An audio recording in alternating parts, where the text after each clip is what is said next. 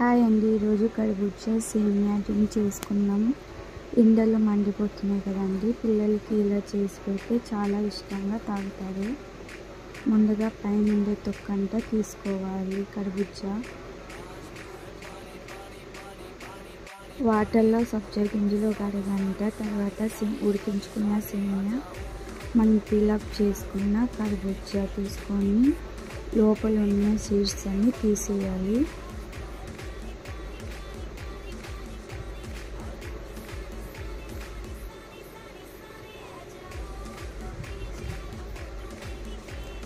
తీసేసుకున్నాక ఇప్పుడు నీళ్ళు చిన్నగా పోసుకోవాలి.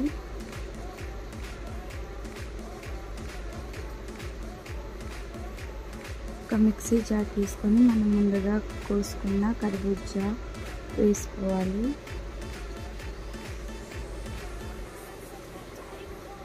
ఇక్కడ నేను తీసుకునే కర్బూజా స్వీట్నెస్ ఎక్కువ ఉంది కాబట్టి 2 టేబుల్ స్పూన్లు షుగర్, 1/2 కప్ మిల్క్, అలాగే కొంచెం వెనిలా ఎసెన్స్.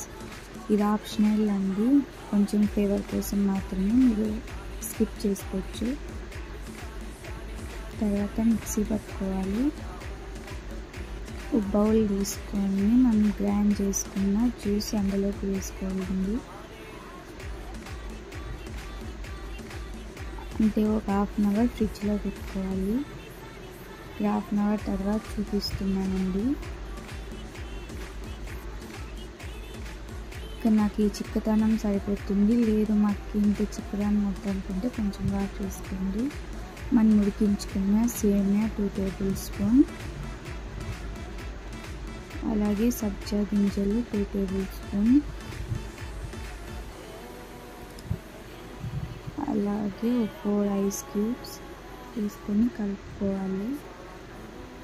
అంతేనండి, కర్బూజా సేమియా జ్యూస్ రెడీ అయిపోయింది. ఇప్పుడు సర్వ్ చేసుకోవడమే. చల్లగా సూపర్గా ఉంటుందండి.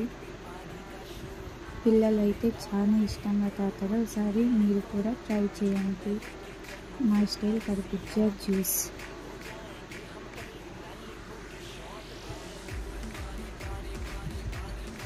ఇక్కడ పైన కొంచెం సేమియా వేసుకున్నాను. చూసారా ఎంత బాగుందో, మీరు కూడా ట్రై చేయండి. మా చెప్పమ్మా, జ్యూస్ చేసిన ట్రై చేయ ఒకసారి. ఓకే మా, బాగా చేసినావు, సూపర్గా ఉంది. సూపర్గా ఉందండి, మీరు కూడా ఒకసారి ట్రై చేయండి.